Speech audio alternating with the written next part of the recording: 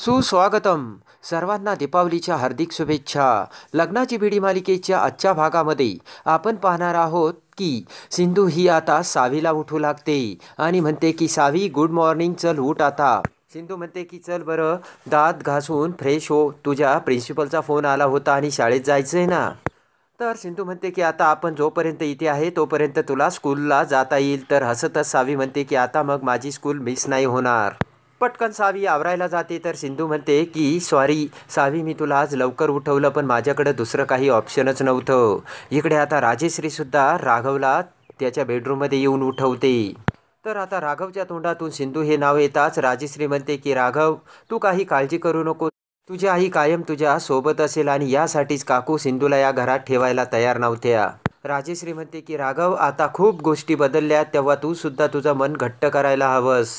राजेश्री म्हणते की राघव, आता मागं हटायचं नाही, तुला देवाने एक खूप मोठी संधी दिली, त्यामुळे तू आता यापुढे आनंदी राहायचंय. सिंधू तिच्या आयुष्यात खूप पुढे निघून गेली आहे राघव. राजेश्री म्हणते की राघव, आता तू सुद्धा तुझा विचार करायला हवंस, कारण आता सिंधूची वाट बघण्यात, तिच्यासाठी थांबण्यात काहीच अर्थ उरला नाहीये राघव. इकडे आता सिंधू तिच्या पर्समधील पैसे बाहेर काढून ते मोजू लागते, कारण महिन्याच्या 1 तारखेला घर भाडं द्यायचं हे आता काकूने सिंधूला सांगितलेले असते. तेव्हा अजून काही पैसे सिंधू तिच्या पर्समध्ये बघू लागते. तर ते पैसे बघून सिंधू विचार करते की घर भाडं, जेवणाचे भाडे, हे सर्व यासाठी पैसे कसे मॅनेज होणार आता. सिंधू विचार करते की आता काहीही करून काकूला भाडं द्यायलाच हवं, तेव्हा त्यासाठी मी आता काय करू. आणि लगेच सिंधूचे लक्ष तिच्या हातातील अंगठीकडे जाते आणि जी राघवने सिंधूला घातलेली असते. सिंधू ती अंगठी काढून पुढे धरते आणि आता घर भाड्यासाठी अखेर सिंधू ती अंगठी विकण्यासाठी तयार झालेली असते. इकडे राजेश्री राघवला समजावते की तू सिंधूच्या वडिलांना दिलेले वचन अगदी व्यवस्थित पूर्ण केलं, त्या सिंधूची तू साथ दिलीस, तिला डॉक्टर बनवलंस. राजेश्री म्हणते की आता आपण खूप गोष्टी बदलल्या, तेव्हा राघव तुलाही बदलायला हवं. राजेश्री म्हणते की सिंधूच्या मृत्यूच्या बातमीपेक्षा आत्ताची परिस्थिती जास्त त्रासदायक आहे राघव. एवढी परिस्थिती बघता सिंधू ही सर्व काही विसरू शकते राघव, तेव्हा तू तिच्यामध्ये का अडकून पडलायस, असे आता राजेश्री राघवला बोलते. इकडे आता लगेचच राघवच्या डोळ्यासमोर त्याने कसे सिंधूच्या हातात प्रेमाने अंगठी घातली होती आणि राघवने कसे सांगितले होते की सिंधू, ही अंगठी माझ्या प्रेमाचे प्रतीक आहे, तेव्हा तू कधीच तुझ्या हातातून ही अंगठी काढू नकोस. तेव्हा सिंधू म्हणते की मी कधीच ही अंगठी हातातून बाहेर काढणार नाही. तेवढ्यात सिंधूचे दुसरे मन सिंधूसमोर उभा राहत म्हणते की सिंधू, तुला ही अंगठी विकावीच लागणार आहे, कारण तुझ्याकडे कुठलाच दुसरा पर्याय नाही आहे. सिंधू म्हणते की राघवने दिलेली ही माझ्याकडे शेवटची भेट आहे. तेव्हा लगेच सिंधूचे मन म्हणते की तुला आता राघव त्यांच्या आयुष्यातून खूप पुढे निघून गेले, तेव्हा सिंधू तुलाही बदलावं लागेल. सिंधूचे मन म्हणते की ही अंगठी जवळ ठेवून काय करणार आहे सिंधू तू, आणि मग पैसे कसे जमा करणार. तेव्हा सिंधू म्हणते की माहीत नाही, पण ही अंगठी खरंच खूप प्रेमाची आहे. सिंधू म्हणते की त्या अंगठीपेक्षा राघव रत्नपारखी तुझ्यासोबत कसं वागलं याचा विचार कर सिंधू. एवढ्या वर्षात एकदाही त्यांनी तुला भेटण्याचा किंवा फोन करण्याचा प्रयत्न केला नाही आणि त्यांनी मधुताईसोबत लग्न केले, अशा माणसाचा तू काय विचार करते, असे आता सिंधूचे मन सिंधूला सांगत असते. सिंधूचे मन म्हणते की जर ही अंगठी विकली नाही तर रुक्मिणी रत्नपारखी तुला त्रास देतील, तुझ्या मुलीचा अपमान करतील, कदाचित त्या तुला घराबाहेरही काढतील. मग विनूची ट्रीटमेंट पूर्ण होईपर्यंत तू कुठे जाणार आहे सिंधू. सिंधूचे मन म्हणते की सिंधू, तू आता एकटी नाही, तुझी मुलगी सावी तुझ्यासोबत आहे, तेव्हा या सर्वांचा विचार करून तूच ठरव आता तुला काय करायचं सिंधू ते. राजेश्री म्हणते की यामध्ये राघव फक्त एवढ्या वर्षात एकच गोष्ट बदलली नाही, आणि ती म्हणजे राणीचं असलेलं तुझ्यावरचं प्रेम. बघ ना, एवढं सगळं होऊनही राणी तुझी किती काळजी घेते. राजेश्री म्हणते की मला माझ्या मुलाचा सुखी संसार बघायचा, त्याला आनंदात बघायचे, तेव्हा तू आता राणीसोबत तुझ्या संसाराला सुरुवात कर राघव.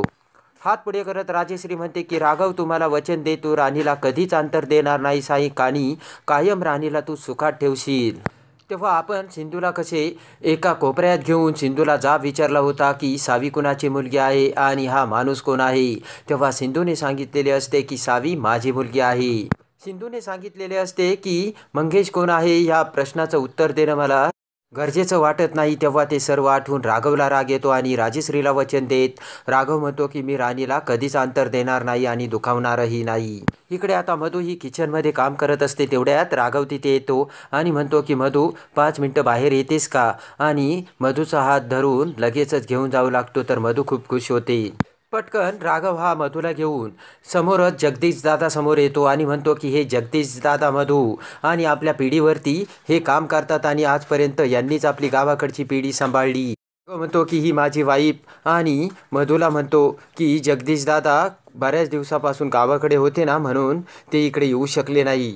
तर राघव जगदीशला म्हणतो की माझ्या बायकोसाठी स्पेशल असे दागिने दाखवा. तर जगदीश दादा खाली बसून दागिने दाखवू लागतो. तेव्हा मधू म्हणते की राघव असं अचानक. तेव्हा राघव म्हणतो की मध्यंतरी मला तुला काहीच घ्यायला जमलं नाही, तेव्हा मी स्पेशल हे तुझ्यासाठी मागवलंय. तर मधू खूप खुश होते. राजेश्री म्हणते की राणी, लग्नानंतर तुझा पहिला वाढदिवस झाला त्यावेळेसच खरं राघवनं गिफ्ट द्यायला पाहिजे होतं, पण काही हरकत नाही, आता या वेळेला नक्की घे. तर मधू म्हणते ठीक आहे आणि जगदीशला मधू तुमच्याकडे राणी हार आहे का असे विचारते. पटकन जगदीश राणीला राणी हार देतो. तो बघून राणी खूप खुश होते. तर तेवढ्यात राघवला एक फोन येतो. तेवढ्यात सिंधू ही पाठीमागून तिथे आलेली असते आणि राजेश्री मधूच्या गळ्यात तो राणी हार घालत असल्याचे बघते. तर तेवढ्यात फोनवर बोलत राघवचे लक्ष सिंधूकडे जाते आणि राघव जगदीशला म्हणतो की दादा, मी पहिल्यांदा माझ्या बायकोला लग्नानंतर दागिना घेत आहे, तेव्हा तिला स्पेशलला स्पेशल सर्वात महागडा दागिना दाखवा. ते ऐकून सिंधूला मोठा धक्का बसतो. जगदीश हा आता मधूला वेगवेगळ्या प्रकारचे महाग दागिने दाखवत असतो. तर सिंधू फक्त ते बघत असते. तेवढ्या सिंधू पुढे येत म्हणते की दादा, ही अंगठी विकायची आहे, हिचे किती पैसे येतील. तेव्हा ती अंगठी बघून जगदीश म्हणतो की ताई, पिढीवर जाऊन याचं वजन करावं लागेल, पण मी तुमच्यासाठी काही दाखवू का. तर सिंधू म्हणते की नाही, नको. तेवढ्यात इकडे राजेश्री म्हणते की मी गॅसवर भाजी ठेवली, बघून येते आणि राजेश्री निघून जाते. तर मधू लगेच जगदीशला म्हणते की दादा, त्या ताई आल्या होत्या, त्यांनी काही विकत घेतलं का. तेव्हा जगदीश म्हणतो की नाही, त्यांनी ही अंगठी त्यांना विकायची म्हणून माझ्याकडे दिली.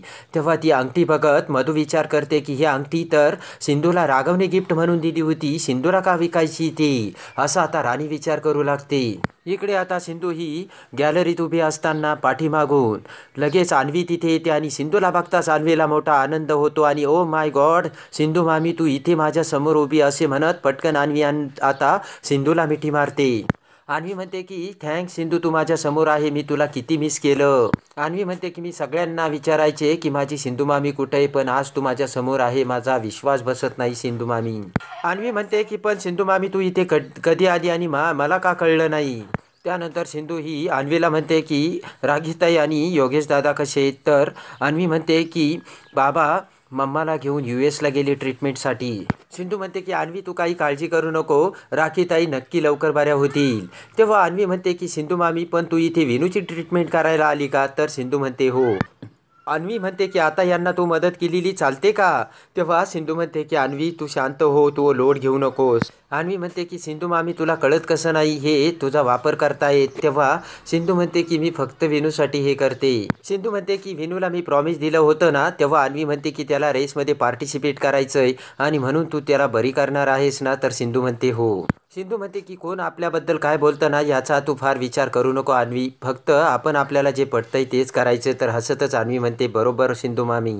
इकडे आता सिंधू ही तिच्या बेडरूममध्ये असताना मंगेश हा सिंधूला व्हिडिओ कॉल करतो आणि म्हणतो की आमच्या डॉक्टर काकू कधी येणार आहेत हे गावाकडचे सर्व विचारतात आणि ते मला म्हटले की कुठे गेल्या तुमच्या डॉक्टर काकू. तर मी म्हटलो की आमच्या डॉक्टर काकू झाशीची राणी बनून एका मिशनवरती गेल्या. तर सिंधू ही खूप हसू लागते. तेवढ्यात राघव हा सिंधूच्या दरवाजात येऊन मंगेश आणि सिंधू एकमेकांसोबत प्रेमाने बोलतानाचा तो व्हिडिओ बघतो आणि राघवला मोठा धक्का बसतो. तर लगेचच सिंधूचे लक्ष राघवकडे जाते. त्यानंतर आता मधू ही सिंधूकडे येते आणि सिंधूला म्हणते की अगं, ती अंगठी तुला विकायची होती आणि तू ती विकतेस कशाला, थांब मी तुला ती अंगठी देते. तेवढ्यात राघव पुढे येत म्हणतो की बस. तर राघव मधूला म्हणतो की ती अंगठी आता कुणालाही द्यायची गरज नाहीये आणि त्या अंगठीवरती फक्त तुझाच हक्क आहे मधू. तर सिंधू ही राघव आणि मधूकडे बघू लागते. तेव्हा आता सिंधूने दिलेली अंगठी आता मधूने राघवला दाखवलेली असते आणि मंगेशच्या एका गैरसमजामुळे आता राघव ती अंगठी मधूला देत असतो. तर आता मंगेश हा सिंधूचा कोणीच नसल्याचे सत्य राघव समोर येऊन राघवचा गैरसमज कसा दूर होतो आणि राघव कसा सिंधूला आपलेसे करतो. तर आता इकडे सिंधू ही विनू हा राघवचा आणि मधूचा मुलगा नसल्याचे सत्य कसे सिंधू समोर येते आणि सावी ही आपली मुलगी असल्याचे सत्य आता राघव समोर येऊन ज्यावेळेस 3 सत्य एकमेकांना समजताच त्यावेळेस सिंधू आणि राघव एकमेकांच्या मनातील सर्व गैरसमज दूर करून प्रेमाने कसे एकत्र येतात आणि मधूला कसे दूर करतात हे बघण्यासाठी आणि लग्नाची बेडी मालिकेच्या डेली अपडेटसाठी आपल्या चॅनलला लाईक करा, सबस्क्राईब करा.